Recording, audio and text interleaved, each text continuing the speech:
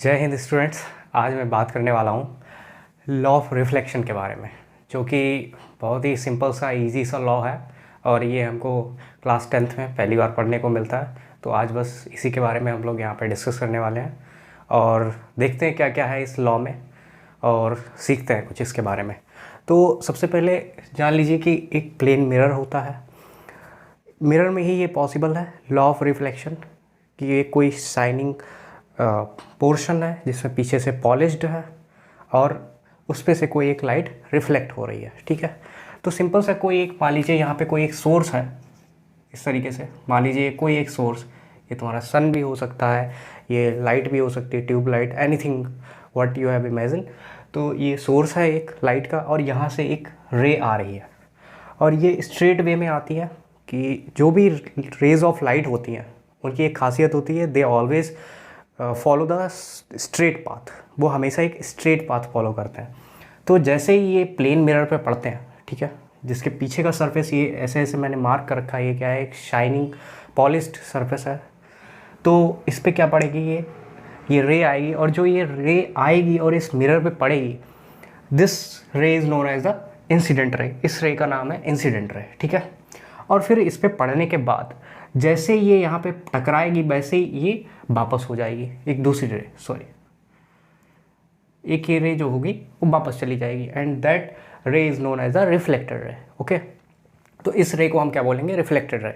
और यहाँ पे एक मैंने परपेंडिकुलर ड्रॉ कर रखा हुआ है, that is the imaginary line, और इस लाइन को क्या बोलते हैं, नॉर्मल बोलते हैं। ठीक है, इस लाइन को नॉर्मल बोलते हैं। तो सिंपली हमारा लॉ इस तरीके से, ये कुछ हमने बनाया हुआ है, ये फिगर हो गया हमारा। तो सिंपली क्या है, एक सोर्स से एक लाइट आ रही है मिरर पे टकराने के बाद और सीधे वापस चली जा रही है, that is known as the reflected ray and that is known as the incident ray. And the middle one which is perpendicular to the mirror, that is known as the normal. Okay, now what is the first law of reflection.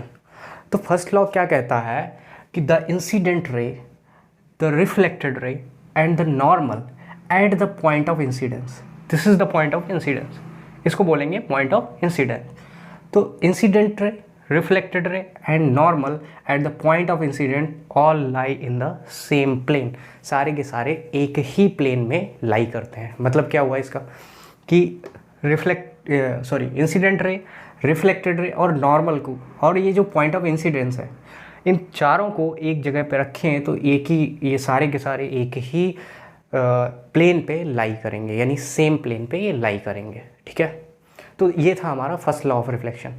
अब second law of reflection क्या बोलता है कि ये मान लीजिए ये incident ray आ रही है और ये नॉर्मल है, तो नॉर्मल और इंसिडेंट के रे के बीच में जो एंगल बनता है, this angle is known as the angle of incidence, जिसको हमने एंगल आई से रिप्रेजेंट किया हुआ है।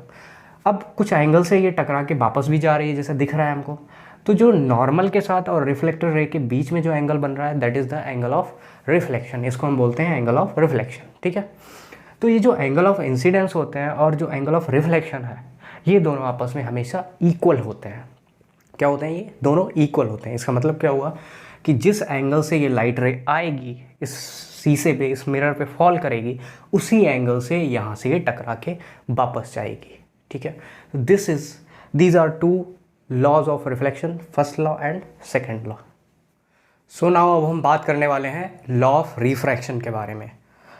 यानी अब इसमें क्या होता है, अभी तक क्या था, एक ही मीडियम था, या तो एयर हो जाए या कोई भी मीडियम हो जाए, सिर्फ सिंगल मीडियम की बात कर रहा था जब मैं लॉ ऑफ रिफ्लेक्शन की बात कर रहा था। अब मैं बात कर रहा हूँ लॉ ऑफ रिफ्रैक्शन की। तो यहाँ पे दो मीडियम आ जाते हैं। पहला तो मीडियम मैंने कंसीडर किया हुआ है एयर और दूसरा मीडियम कंसीडर किया हुआ है मैंने ग्लास। कोई भी मीडियम, आप दो मीडियम कंसीडर कर सकते हैं, यानी टू डिफरेंट मीडियम्स में ही ये वर्क करता है। तो अभी मैंने क्या किया हुआ है कि एयर से कोई हमने सोर्स ऑफ लाइट लिया और यहाँ से इंसिडेंट रे इस पर डाली, यानी एक जो सरफेस है, यानी किसी दूसरे मीडियम का जो एक सरफेस है, वहाँ पे मैंने इंसिडेंट रे डाली। तो ये नॉर्मल के साथ एंगल ऑफ इंसिडेंस बनाएगा और फिर जैसे ही ये यहाँ पे इंसिडेंट होके वापस जाएगा, ये क्या है, एक ट्रांसपेरेंट मटेरियल है। तो जाहिर सी बात है कि एक मीडियम से आएगा दूसरे पे पड़ेगा, तो थोड़ा तो दो मीडियम चेंज हुए हैं, तो यहाँ पे ये क्या होगा, इसमें डेविएशन देखने को मिलेगा हमको, यानी इसके पाथ में डेविएशन। ये देखिए ऐसे आ रहा था, जाना चाहिए था इसको ऐसे, बट ये डेविएट हो गया। ठीक है, अब कैसे ये डेविएट हो गया? तो जब भी कोई लाइट रे रेयरर मीडियम से डेंसर मीडियम में आएगी, रेयर का मतलब है डेंसिटी जिसकी कम हो और डेंसर का मतलब जिसकी डेंसिटी ज़्यादा हो, यानी कभी भी लाइट रे रेयरर मीडियम से डेंसर मीडियम में आएगी, एयर क्या है रेयरर मीडियम है और ग्लास क्या है डेंसर मीडियम है, तो ये नॉर्मल की तरफ बेंड हो जाएगी, नॉर्मल की तरफ यानी नॉर्मल की तरफ बेंड हो जाएगी। ठीक है, फिर इसने ये सेम मीडियम में ग्लास में ही ट्रेवल किया, फिर जैसे ही ये वापस जाने को था यानी पहले वाले मीडियम में वापस जाने को था, तो जैसे ही अभी क्या है ये डेंसर मीडियम है और ये वाला क्या हो गया रेयरर मीडियम, तो जैसे ये अब डेंसर मीडियम से रेयरर मीडियम में जा रहा है तो ये अबे फ्रॉम द नॉर्मल हो जाएगा, यानी नॉर्मल से दूर भाग जाएगा। ठीक है, यानी क्या हुआ यहाँ पे कि जब भी रेयरर मीडियम से डेंसर मीडियम में लाइट रे ट्रेवल करती है तो वो नॉर्मल की तरफ बेंड हो जाती है। ठीक है, अब यहाँ पे हम बात कर लें लॉज ऑफ रिफ्रैक्शन के बारे में। तो पहला लॉ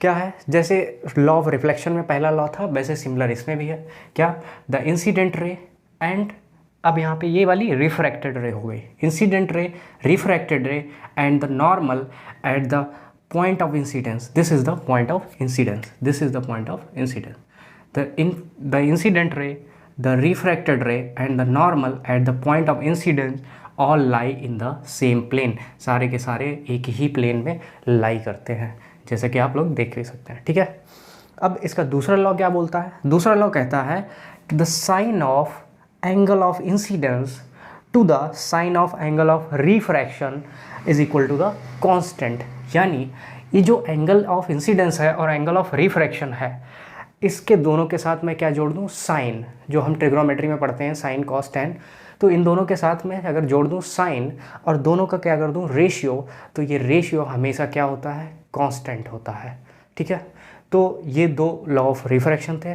सो आई होप कि आपको ये दोनों लॉज पसंद आए होंगे, आपको समझ आए होंगे, law of reflection and law of refraction. आगे भी हम ऐसे टॉपिक्स के ऊपर बात करते रहेंगे। जय हिंद।